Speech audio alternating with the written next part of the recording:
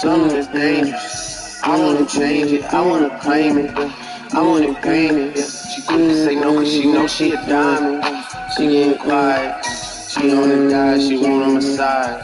Tryna get intimate, bank account never diminishing. Niggas are changing their images, niggas act hard but they ain't. I'm glad I'm not in a serious relationship right now because I didn't have all the love that I needed to give myself before, and now it's just pouring into me. One time I was on a date with this guy, and I told him that I was married to myself, and he said, I do not want to be in a relationship with someone who is married to themselves. So, you know, he thought I was crazy, and that's okay. Next.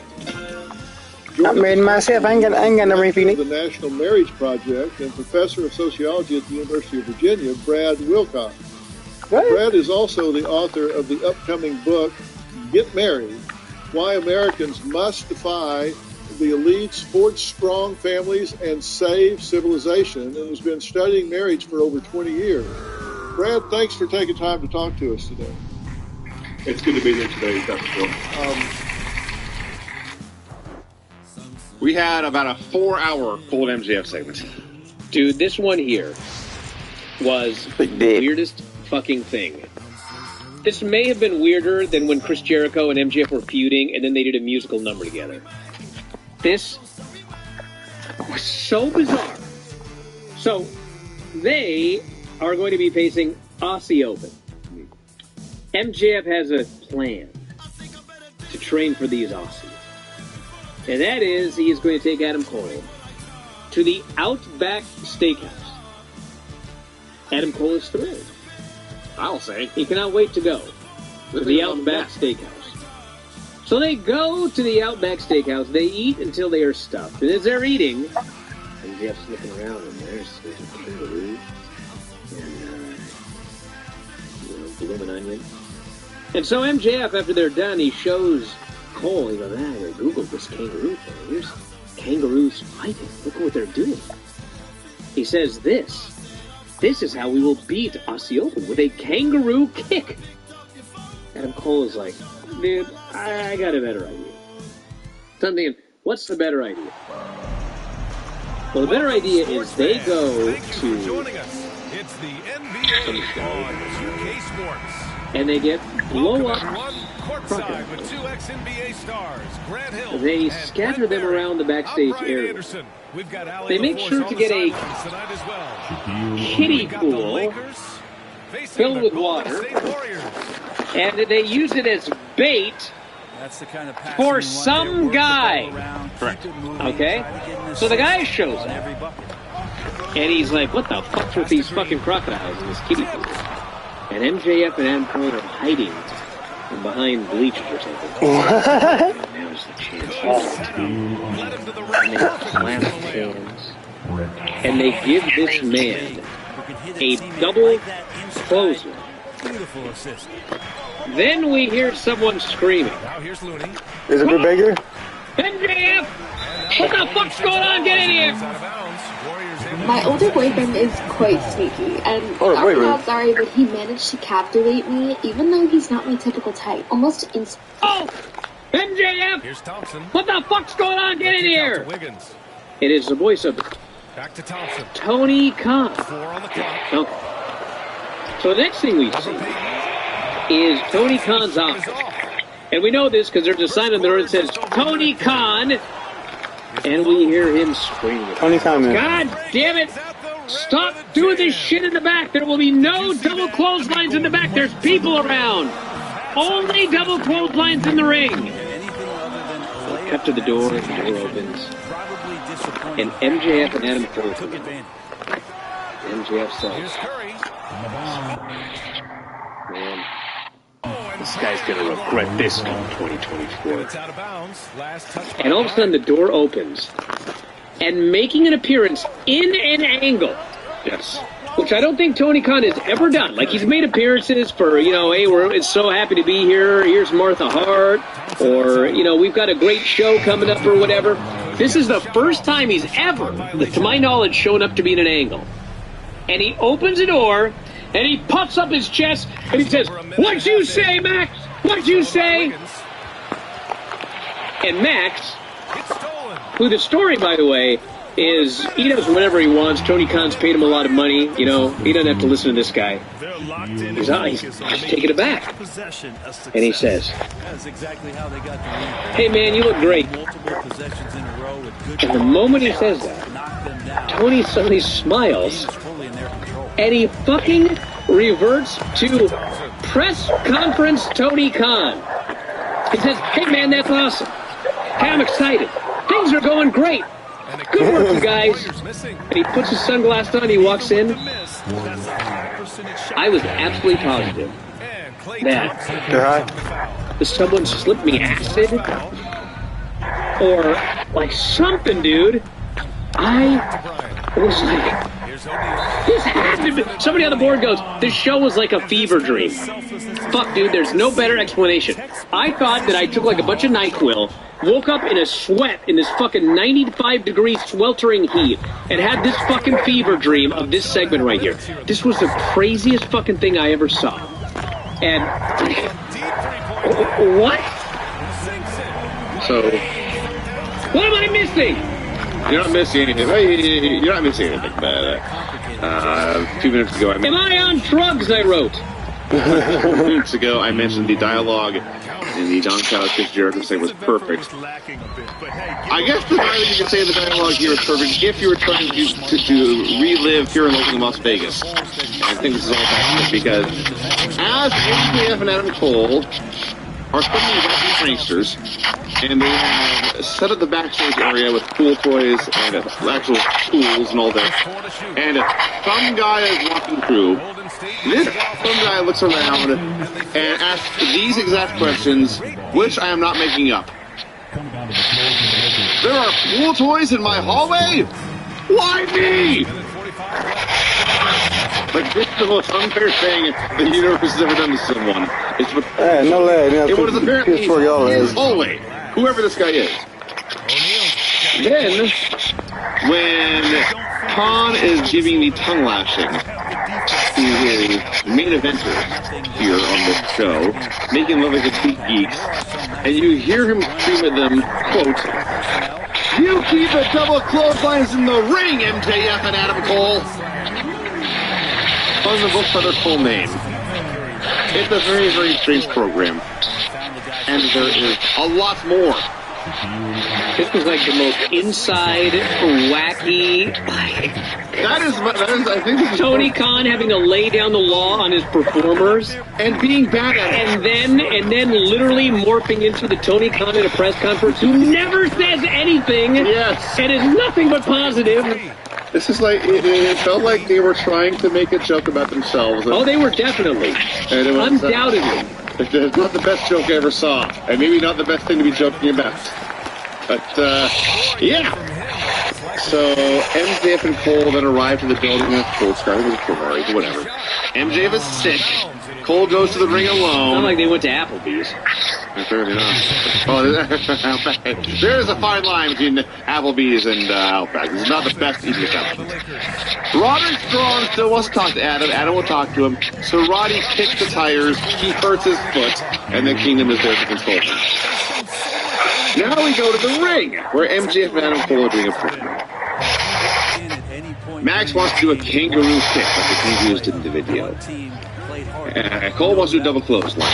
Then at a time, suddenly, after all this weirdness, and really after like a month straight of silliness, it is time for the hard sell for the main event of the pay-per-view. You know we have to go to the show. And suddenly Adam Cole is dead serious. This will be the most important match of my entire life. 9 months ago, I didn't know if I'd ever wrestle again. Now I'm in the main event of the biggest show of all time with one of my best friends. But I need to win to cement my legacy here in AEW. I will do anything and everything it takes. And just my first day of training Street Pro Wrestling, we were told to write down 2 opponents. And I wrote down 2 names. Cody Rhodes and Adam Cole. I put 90,000 miles on my fucking 1 year.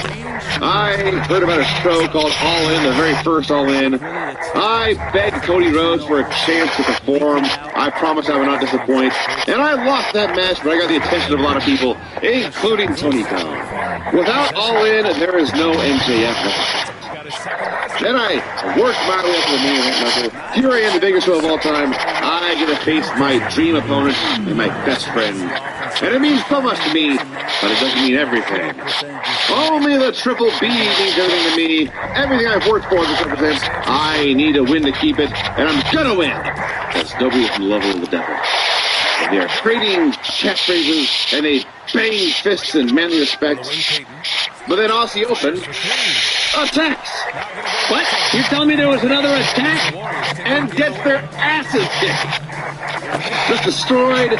They are able to avoid both the double clothesline and the kangaroo kick. And they flee for their lives. Adam Cole, much like Bret Hart, or much like Shawn Michaels, the prep for a super kick. Where Max turns around, he relaxes and lets it go. And they hug, but as they hug, Adam is staring longingly at that championship match. And we cut backstage, where Roderick Strong is now in a wheelchair with a bag of ice on his foot, watching along with the Kingdom, and they're all shaking their head very quickly. Yeah, that was a lot of stuff. That was a lot of stuff they did right there. But you know what? I thought Cole's... You might think you know Snapchat.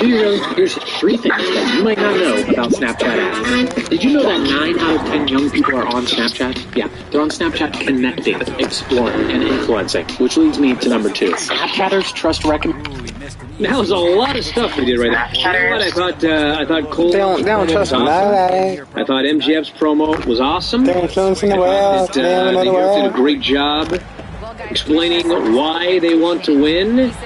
And you certainly got the impression that Adam Cole is going to be the guy that turns on MJF. So I don't know if that means we're heading for a swerve here, or if they're going to pay it off with what everyone is expecting, or what. But, this team, it's like, I don't know when they're going to break up, but it seems like it's inevitable. Because every single week, they've been doing an issue between these two guys. So, will it be in the pre-show? Will it be in the main event? Will it be in the one TV show between that show and All Out? I guess we'll find out. All right, Granny, let's get moving here. Give their offense some love. They've been the more efficient team. Yeah, not all at once. Wait a minute. Am I supposed to do my... Yeah. Now a timeout call by Golden State. Giving up a lot Oh my God.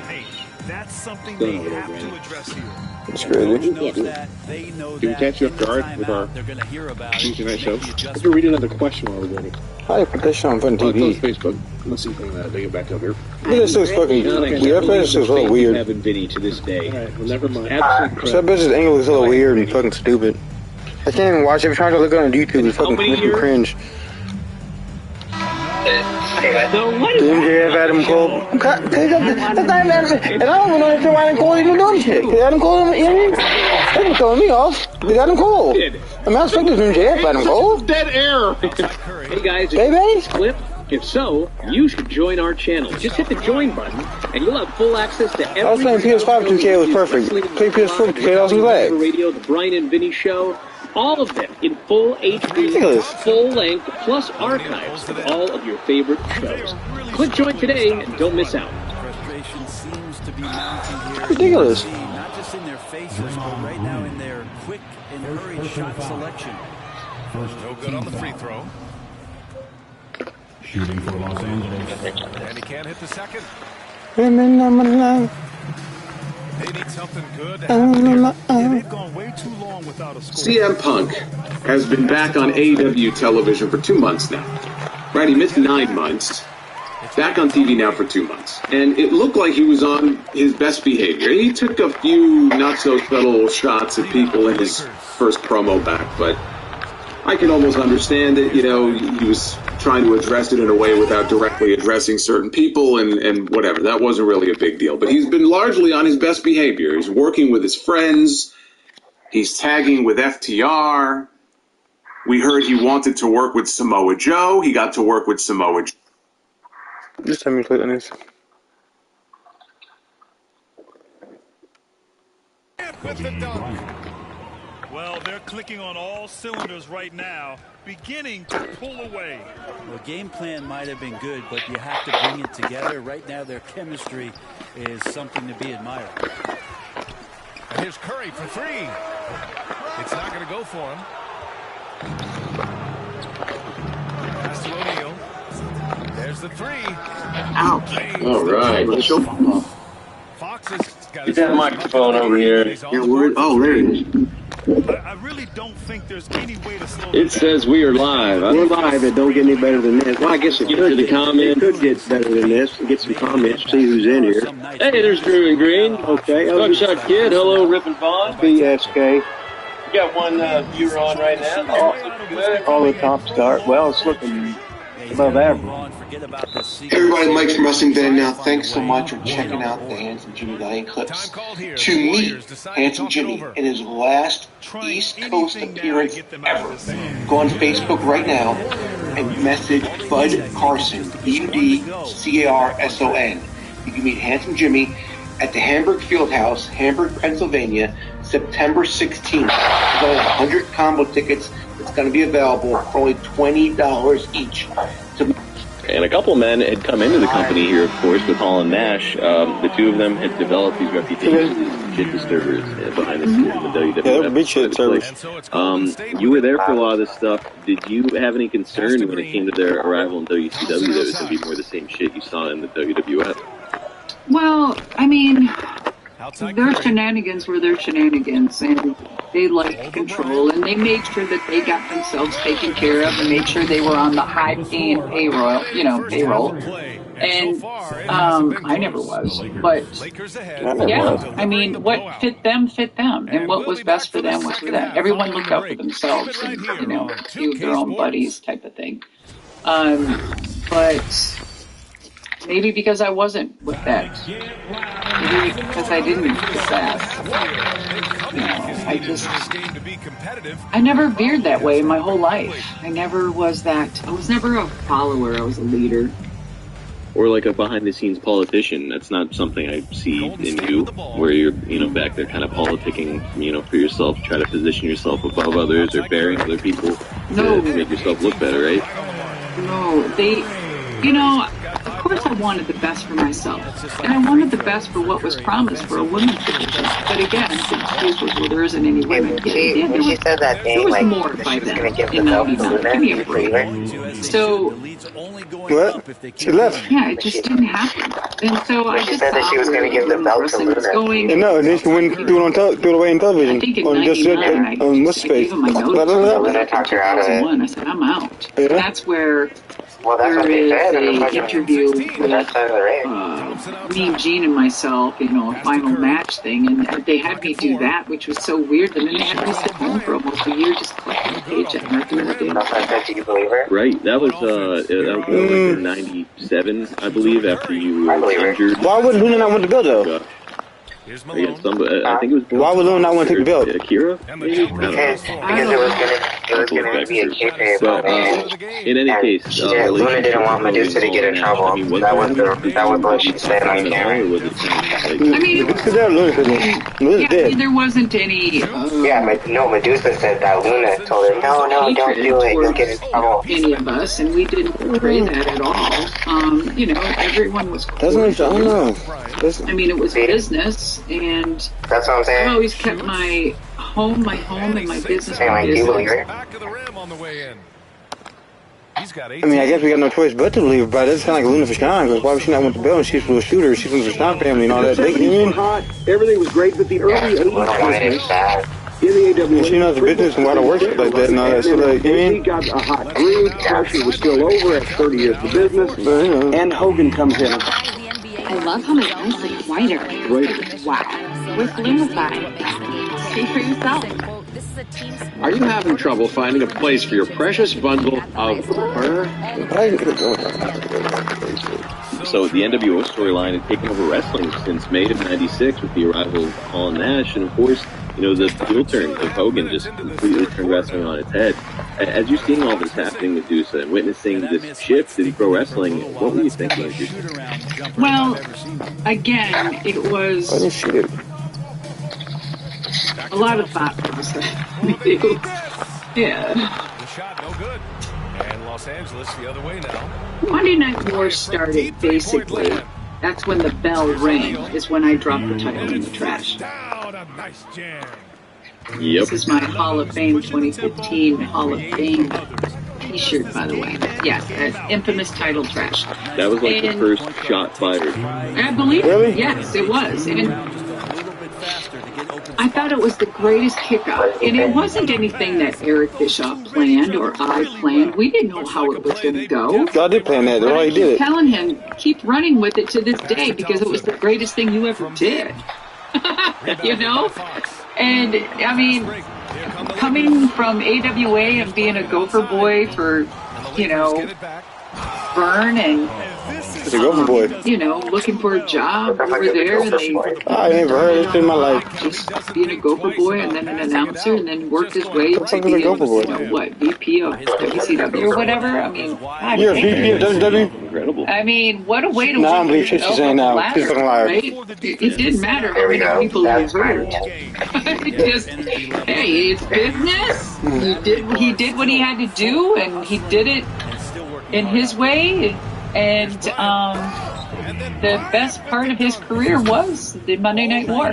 And so, you know, and then he kind of knew how to work it, and he had his people around him, and he, you know, he trusted a certain group, and yeah, and it, you know, they started the NWO, Hogan turning to a heel, which was phenomenal, and the whole NWO process. As soon as it started, I thought, well, I wish he'd test for matters, but I sure the hell don't want to be a part of it. Really? I just, no.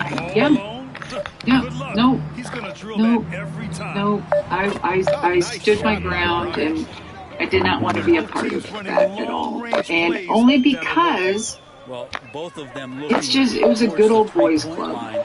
And if you know me, as people starting to learn about me more, is that I'm an individual, and I just, I mean, I don't mind groups, because I like little groups in life, but if NWO was going to stand for anything, it was going to stand for the new women's organization. For them at halftime.